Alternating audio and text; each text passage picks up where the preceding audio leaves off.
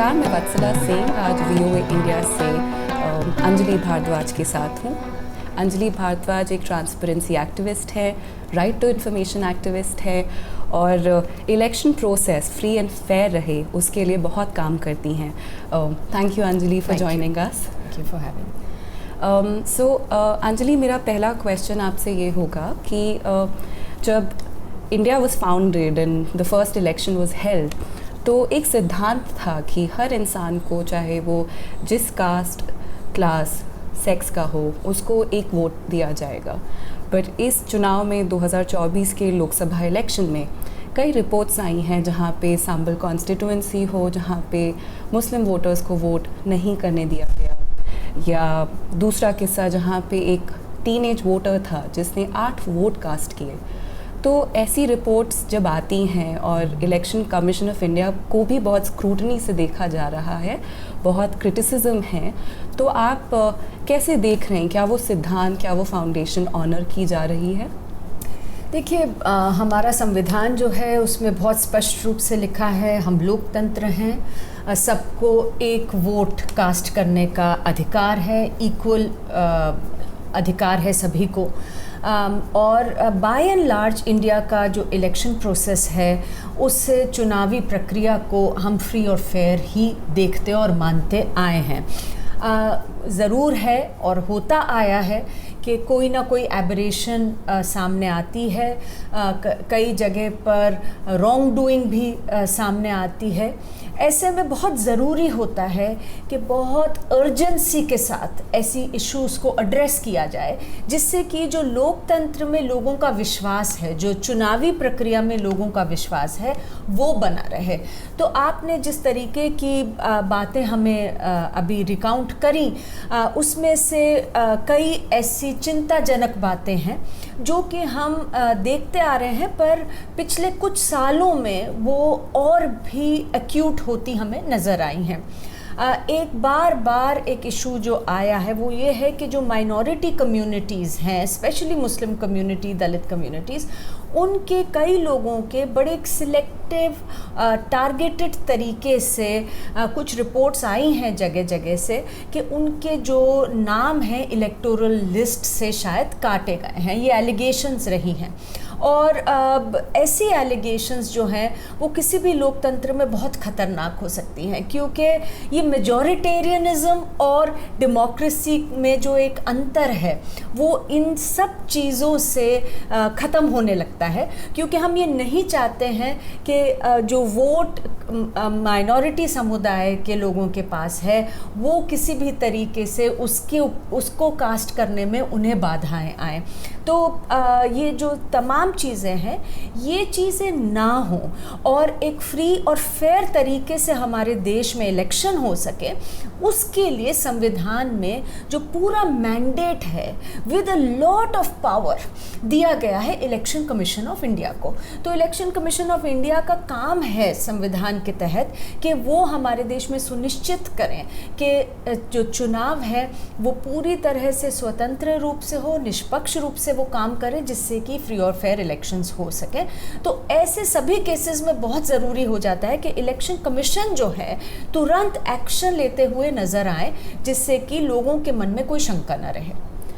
दूसरा जो एक बहुत बड़ा मुद्दा है जो सिविल राइट्स एक्टिविस्ट रेस कर रहे हैं, एडवोकेसी ग्रुप्स रेस कर रहे हैं, उसमें है जो पोलिंग डेटा है।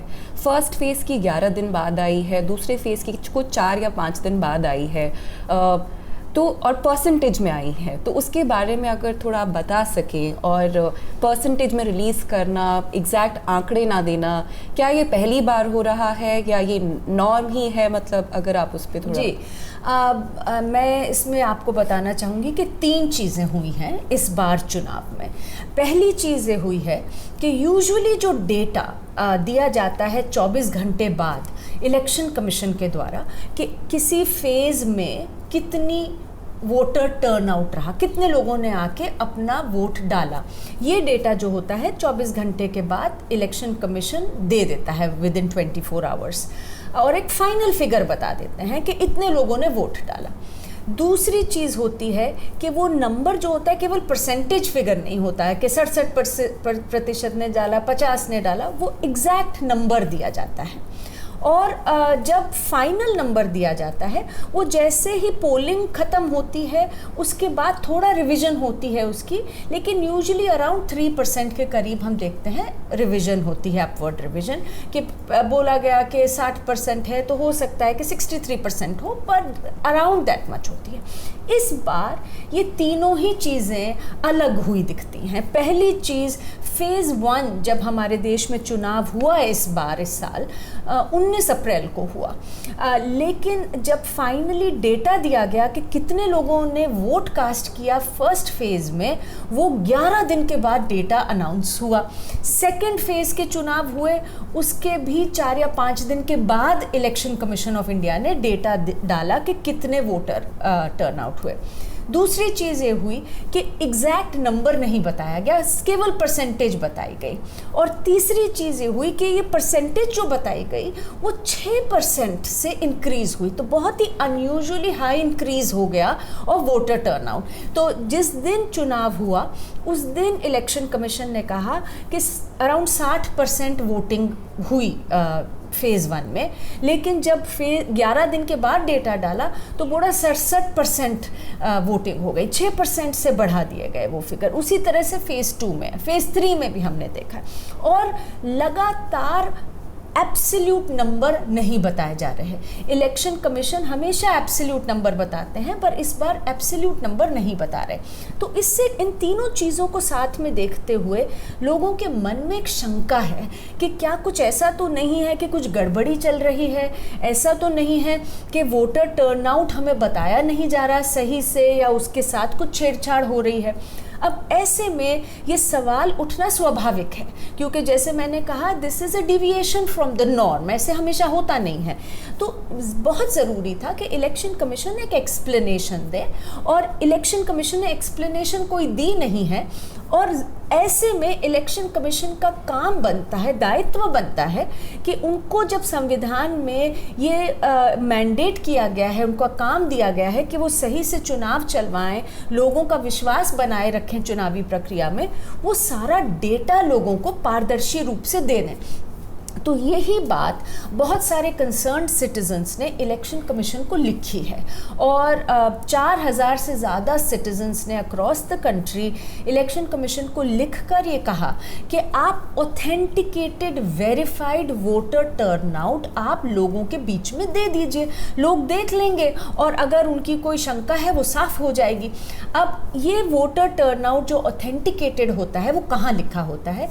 वो होता है, एक फॉर्म है 17C, और 17C फॉर्म का जो पार्ट 1 है उसमें हर पोलिंग स्टेशन पर जहाँ पर भी पोलिंग होती है वहाँ पर प्रिसाइडिंग ऑफिसर जो है वो अंत में दिन के जब पोलिंग ख़त्म हो जाती है फॉर्म 17C के पार्ट 1 में लिख देते हैं कि कितने लोगों ने वोट डाला, और उस पर साइन कर देते हैं, और उसकी एक कॉपी पोलिंग एजेंट्स जो वहाँ पर होते हैं उन्हें भी दे देते हैं। तो द ओनली प्लेस जहाँ पर ये authenticated verified voter turnout data है वो है फॉर्म 17C पार्ट 1।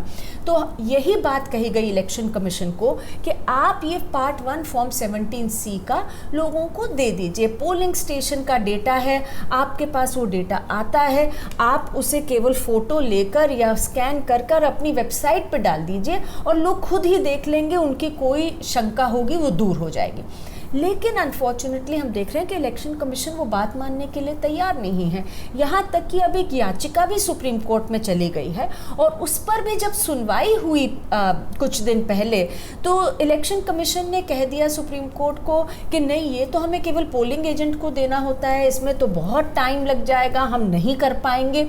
और फिर सुप्रीम कोर्ट ने ही इलेक्शन कमीशन को कहा कि भाई जो एब्सोल्यूट नंबर्स हैं उसी का इस्तेमाल करके तो आप परसेंटेज के आंकड़े निकाल रहे हैं, तो इसका मतलब है कि आपके पास एब्सोल्यूट आंकड़े तो हैं, तो क्या आपत्ति है कि आप लोगों के साथ उन्हें शेयर कर दें, आप क्यों नहीं कर रहे? और कोर्ट ने अब इलेक्शन कमीशन को समय दिया है अभी 2 दिन और बच गए हैं उसमें, और उन्हें कहा है कि आप वापस आइए कोर्ट में, ये बताइए कि आप फॉर्म 17C का पार्ट 1 क्यों लोगों के साथ शेयर नहीं कर सकते।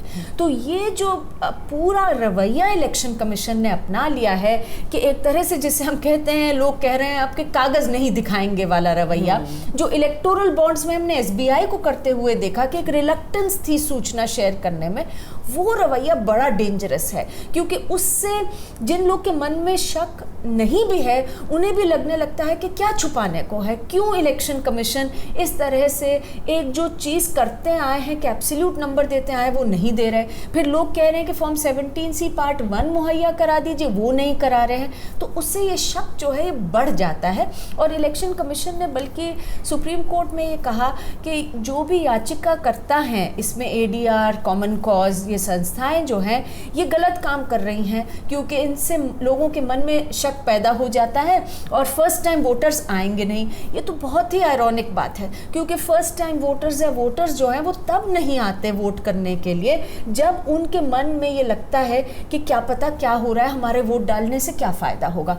जितनी पारदर्शिता होगी, जितनी चुनावी प्रक्रिया में खुलापन होगा, उतना ही लोगों के मन में ट्रस्ट होगा और वो आएंगे, उनका उत्साह बढ़ेगा पार्टिसिपेट करने में। तो ये बहुत ज़रूरी है कि ये सूचना लोगों तक दी जाए। तो क्या हमारे पास अभी भी वो आंकड़े नहीं आए जो आप एब्सोल्यूट नंबर्स की बात कर रही हैं, फेज़ 1, फेज़ 2, फेज़ 3, फेज़ 4, अभी तक नहीं आए वो आंकड़े? जी नहीं, किसी भी फेज़ के आंकड़े एब्सोल्यूट नंबर्स कि कितने लोगों ने वोटिंग करी, ये आज तक इस चुनाव में नहीं दिया है इलेक्शन कमीशन ने, despite repeated letters by citizens, despite now Supreme Court asking कि आप क्यों नहीं दे रहे हैं ये सूचना, वो आंकड़े नहीं आए हैं। अब आप इसमें देखिए कि इसका क्या मतलब होता है। देखिए, इतनी जब लार्ज नंबर ऑफ वोटिंग है, आप ये सोचिए कि नियरली 100 करोड़ 90 करोड़ लोग वोट कर रहे हैं, इसमें एक परसेंटेज पॉइंट पर कितने करोड़ों लोग का फ़र्क पड़ सकता है।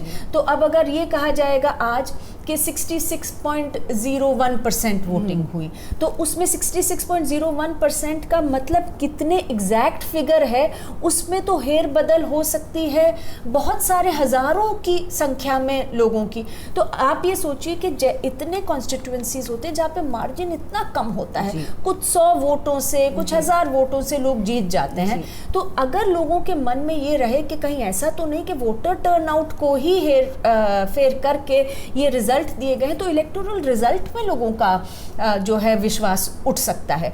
तो ये बड़ा एक चिंताजनक बात आज हम देख रहे हैं कि रिलक्टेंस जो है इलेक्शन कमीशन का इतनी स्ट्रेट फॉरवर्ड फिगर्स को डालने में, ये बहुत ही चिंताजनक है। और ये मतलब मैं दोबारा दोहराना चाहूँगी, ये पहली बार हो रहा है, ये नॉर्म नहीं है, ये पहली बार ऐसा ये तो बड़ा नॉर्म था कि इलेक्शन कमीशन एब्सोल्यूट नंबर डालते हैं और इस बार नहीं डाल रहे। इतना ज़बरदस्त इंक्रीज़ हो रहा है, वोटर परसेंटेज अनयूजुअल इंक्रीज़ हो रहा है और इतने लंबे विलंब के बाद ये सूचना दी जा रही है। तो ये सारी चीज़ें मिलाकर एक बड़ी सस्पिशन को पैदा करती हैं लोगों के मन में, जिन्हें हटाने की ज़रूरत है। और इतनी आसान सी बात है कि बस सीधा उन फॉर्म्स को इलेक्शन कमीशन अपनी वेबसाइट पे डाल दे, उसमें तो कोई एक्स्ट्रा पैसे नहीं लगने, कुछ प्रॉब्लम नहीं होनी है और लोग खुद ही देख लेंगे। और election commission in any case उनके पास एब्सोल्यूट नंबर्स हैं, वरना वो परसेंटेज कैसे कैलकुलेट कर रहे हैं। तो वो एब्सोल्यूट नंबर उनके पास ऑलरेडी पड़े हैं, उसकी भी एक फ़ोटो लेकर वो डाल दें, क्या प्रॉब्लम है? वो ये समझ में नहीं आ रही बात। ये जो आप बात कर रही हैं कि वो डेटा नहीं रिवील कर रहे हैं, इससे मुझे याद आता है 2019 में क्विंट की पूनम अग्रवाल ने एक स्टोरी की थी जिसमें उन्होंने वोटर टर्नआउट वर्सेस जो वोटर काउंटिंग हुई थी उसकी डिस्क्रिपेंसी को हाईलाइट किया था। तो उस रिपोर्ट में ये था कि कुछ 373 कॉन्स्टिट्यूएंसी में मिसमैच था, जिसमें 220 कॉन्स्टिट्यूएंसी में सरप्लस पाया गया। 3 कॉन्स्टिट्यूएंसी का उन्होंने एग्जाम्पल दिया जहां मार्जिन सबसे ज़्यादा, उन्होंने डिफरेंस सबसे ज़्यादा नोटिस किया, कांचीपुरम, मथुरा और धर्मापुरी। कुछ 18,000, 17,000, 9,000 जैसे वोटों का मिसमैच था। तो इस रिपोर्ट के बाद जैसे उन्होंने इलेक्शन कमीशन ऑफ इंडिया से ये क्वेश्चंस पूछे कि ये डिस्क्रिपेंसीज क्यों आ रही हैं, कैसे आ रही हैं, तो जो उन्होंने फर्स्ट 4 फेजेस की डेटा शेयर की हुई थी वो उन्होंने पुल डाउन कर दी।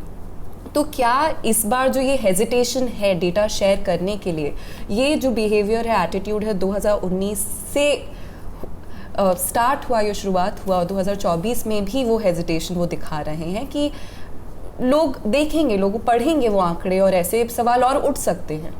देखिए, लोकतंत्र में लोगों के सूचना का अधिकार है, उन्हें जानने का हक है। बल्कि अभी अगर आपको याद हो, इलेक्टोरल बॉन्ड्स का जजमेंट आया सुप्रीम कोर्ट से, जिसमें उन्होंने ये फिर कहा कि लोगों को लोकतंत्र में वोटर्स को जानने का हक होता है। तो अब ये आपने सही बात कही कि कई बार कॉन्स्टिट्यूएंसीज़ में वोटर टर्नआउट और जो रजिस्टर्ड होता है उसमें एक डिफरेंस आ जाता है। ऐसे में बहुत ज़रूरी है कि इलेक्शन कमीशन एक एक्सप्लेनेशन और रीज़न जो है वो बता दें। हो सकता है कि कई बार मैनुअल राइटिंग में कोई फिगर ठीक नहीं लिखा गया हो या कोई भी बात हो, वो इलेक्शन कमीशन लोगों को बता सकते हैं। देश की जनता जो बहुत समझदार है, वो समझ जाती है कि अगर उन्हें सही एक्सप्लेनेशन दिया जाए।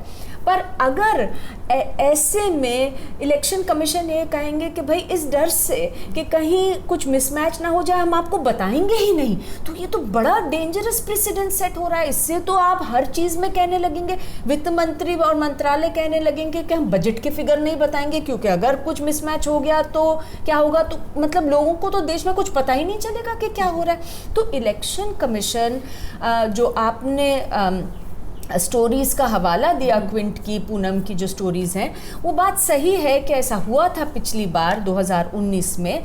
लेकिन और इस बार भी सुप्रीम कोर्ट में इलेक्शन कमीशन ने कहा कि कई बार मिसमैच होता है। पर मैंने जैसे कहा, इसमें बड़ी सीधी बात है, मिसमैच है उसका कोई कारण होगा। अगर वो बोनाफाइड है तो इलेक्शन कमीशन को कोई प्रॉब्लम नहीं होगी बताने में कि देखिए ये जो फिगर था ये इस कारण से हम ये गलती हुई, तो ठीक है, सब लोग समझ जाएंगे। लेकिन ये कहना कि अब हम बताएंगे ही नहीं आपको, कल को तो इलेक्शन कमीशन फिर कहेगा हम परसेंटेज फिगर भी नहीं बताएंगे, तो मतलब where do you draw the line? फिर तो आप लोकतंत्र ही खत्म हो जाएगा और लोगों की फिर जो आस्था है, जो ट्रस्ट है, विश्वास है इस प्रोसेस में, वो बहुत बुरी तरह से उसे धक्का लगता है। तो ये जो पूरी प्रक्रिया जो है, इसमें पारदर्शिता इलेक्शन कमीशन को लानी ही चाहिए। और हम उम्मीद रखते हैं कि सुप्रीम कोर्ट इसमें कहेंगे उन्हें कि आप ऐसे नहीं कर सकते, क्योंकि अभी कोर्ट ने डिलीवर किया है judgment upholding people's right to information. जी, एक पॉइंट आपने खुद ही कहा कि जो 6% अप्रिसिएशन हुआ है परसेंटेज का, टेंटेटिव वोटर टर्नआउट से लेके जो परसेंटेज शेयर की गई टू एब्सोल्यूट परसेंटेज उन्होंने शेयर की 66% उन्होंने कहा, तो 6% परसेंटेज। तो ऐसी कॉन्स्टिट्यूएंसी थी जैसे औरंगाबाद में ही जो इम्तियाज़ जलील थे वो 4000 वोटों से जीते। तो ये परसेंटेज का फ़र्क रिजल्ट्स पे भी पड़ेगा। मतलब एक आम आदमी इसको कैसे देखे, या वो सस्पिशन ऑपोजिशन पार्टीज़ की, सिविल राइट्स बॉडीज़ की सही है कि मतलब इसका असर बहुत पड़ सकता है? देखिए, पहले ही 3 चरण जो 3 फेजेस हुए हैं इलेक्शंस के, उसी में ही जो अपवर्ड रिवीजन है 1 करोड़ वोट से ज़्यादा की है। तो आप ये सोचिए कि जहाँ पर 4000 वोट से लोग जीत रहे हैं या हार रहे हैं, ऐसे में अगर 1 करोड़ वोट जो है उसको परसेंटेज फिगर में से कैलकुलेट किया गया है, उसका इंक्रीज़ हुआ है। और जब परसेंटेज में दिया जाता है फिगर, तो आप खुद सोचिए कि अगर मैं कहूँ कि 100 लोग वोट कर रहे हैं, उसमें से 60 या 67 तो 6 का फ़र्क पड़ा। लेकिन अब मैं कहूँ कि 10 करोड़ लोग वोट कर रहे हैं, उसमें 60 और 67 में 10,000 का फ़र्क पड़ेगा। अब मैं कहूँ कि 100 करोड़ लोग वोट करें, तो इसका मतलब ये हुआ कि ये जो प्ले अराउंड करने का जो पॉसिबिलिटी है इसमें, वो इतनी ज़्यादा है कि इसीलिए मैंने कहा कि इलेक्टोरल रिज़ल्ट जो आएगा फाइनली, उसके ऊपर भी लोगों का विश्वास सही से नहीं हो पाएगा। तो हम जब बार बार ये बात करते हैं, क्योंकि देखिए, मैं नहीं कह रही हूँ कि कुछ गड़बड़ी हो रही है, मैं नहीं कह रही हूँ, I am not casting any aspersion के कुछ गलत हो रहा है, पर as an RTI activist, as a transparency activist, हम शुरू से सभी सरकारों को यही कहते हैं कि आपका काम है लोगों को सूचना देना, जिससे कि लोग अपना समझ सकें कि क्या हो रहा है और वो विश्वास रख सकें लोकतांत्रिक प्रक्रियाओं में। अब इसमें ये कहना कि आप सूचना मांग रहे हैं तो क्या आप कह रहे हैं कि गड़बड़ी हो रही है, वो बात नहीं है, पर विश्वास बनाने के लिए बहुत ज़रूरी है। तो आज हम यही कह रहे हैं कि जिससे कि जब इलेक्टोरल रिजल्ट आए 4 जून को, किसी के मन में ये शंका नहीं रहनी चाहिए, ना कैंडिडेट के, ना वोटर के, ना किसी के भी, कि भाई ये कहीं हेर फेर तो नहीं हो गई वोटर टर्नआउट के कारण। और उसको रोकने का यही एकमात्र तरीका है कि पारदर्शिता ला दी जाए। इलेक्शन कमीशन को कुछ एक्स्ट्रा काम नहीं करना, उन्हें बस जो उनके पास ऑलरेडी डेटा है, जो फॉर्म है, वो लोगों को मुहैया करा देने हैं। वो कोई इतनी बड़ी बात नहीं है। एक और जो क्रिटिसिज्म है इलेक्शन कमीशन ऑफ इंडिया के लिए, उसमें है कि वो प्रेस कॉन्फ्रेंसेस नहीं होल्ड कर रहे हैं। और पिछले लोकसभा इलेक्शन हो तो प्रेस कॉन्फ्रेंस का एक कल्चर था, सवाल जवाब, मीडिया सवाल पूछती थी, वो जवाब देते थे, तो वो भी नहीं देखा जा रहा है इस चुनाव में। देखिए, इसको मैं एक्चुअली देखती हूँ बहुत करीबी से जुड़ा हुआ है लोगों के जानने के हक से, क्योंकि प्रेस कॉन्फ्रेंस किस लिए की जाती है? वो इसलिए की जाती है कि लोग अपनी समझ बढ़ा सकें। इलेक्शन कमिश्नर्स अगर सामने आएंगे, मीडिया के ज़रिए से लोगों तक बात पहुंचाएंगे, लोगों की सूचना बढ़ेगी, उनकी जानकारी बढ़ेगी।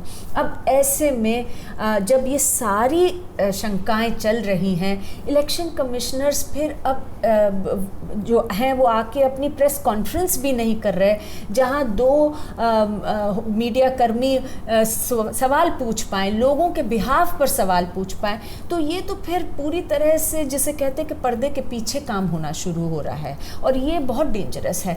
और इसमें मैं ये भी कहना चाहूँगी कि देखिए, कई कारण हैं जिससे कि लोगों का जो विश्वास है इलेक्शन कमीशन के कामकाज में, उसको ठेस पहुँची है।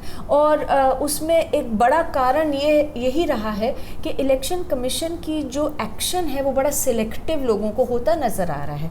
मॉडल कोड ऑफ कॉन्डक्ट चलता है हमारे देश में जब चुनाव हो रहे होते हैं उससे पहले से, और उसकी वायलेशंस जब होती हैं, उनकी शिकायत की जाती है, तो उसके अंदर शिकायत पे तुरंत काम होना होता है। अब हम देख रहे हैं कि हेट स्पीचेस दी जा रही हैं कई जगह पर। जो रूलिंग पार्टी है उनके नेता जो हैं, प्राइम मिनिस्टर जो हैं, उनके खिलाफ शिकायतें गई हैं कि हेट स्पीच हुई है, मॉडल कोड ऑफ कॉन्डक्ट की वायलेशन हुई है। और हम ये देख रहे हैं कि जब शिकायत होती है ऑपोजिशन लीडर्स के खिलाफ, तो एक बड़ी अर्जेंसी के साथ एक्शन लिया जा रहा है, जबकि रूलिंग पार्टी के नेताओं के खिलाफ जब शिकायत होती है तो एक्शन नहीं लिया जाता, या फिर लिया भी जाता है तो बहुत कम या बहुत देर से लिया जाता है। तो इससे लोगों के मन में एक समझ लगने लगती है कि निष्पक्षता नहीं है कमीशन में। अब मैं आपको सिंपल सा उदाहरण देती हूँ। अभी हाल ही में प्रधानमंत्री की एक हेट स्पीच को लेकर एक शिकायत दर्ज हुई कि उन्होंने एलिगेशन थी, हेट स्पीच दी। अब उसके रिस्पांस में कोई एक्शन नहीं हुआ तो बड़ा शोर गुल मचा, और उसके बाद फिर इलेक्शन कमीशन ने प्रधानमंत्री को नोटिस नहीं भेजा, बीजेपी के प्रेसिडेंट जेपी नड्डा को भेजा, और उसमें नाम भी नहीं लिखा कि प्रधानमंत्री के खिलाफ शिकायत आई। तो इन सब चीज़ों को देखते हुए लोगों को लगता है कि क्या निष्पक्ष तरीके से काम होना चाहिए, वो नहीं हो रहा। तो ऐसे में हो सकता है कि कोई कारण रहा हो इलेक्शन कमीशन का, पर ये ज़रूरी है कि इलेक्शन कमीशन सामने आए, प्रेस कॉन्फ्रेंस करें, पारदर्शी रूप से लोगों को बताएं, अपना पक्ष रखें, जिससे कि लोग समझ सके कि वास्तव में क्या हो रहा है। वरना ये जो पूरा प्रक्रिया चल रही है चुनाव की, इसमें लोगों का जो विश्वास है वो कम होता है, जो कि लोकतंत्र में नहीं अफोर्ड कर सकता कोई भी लोकतंत्र जो कहे कि हम वाइब्रेंट हैं, जो कहे कि एक विश्वसनीय तरीके से निष्पक्ष रूप से चुनाव होते हैं। That kind of mistrust can not be allowed to sustain and grow. जी, thank you so much Anjali, आपने हमसे बात की और सारे सवालों का बहुत ही ऑनेस्टी और ट्रांसपेरेंसी से जवाब दिया, जो कि हमारी expectation election commission of India से भी है। Thanks a lot. Thank you.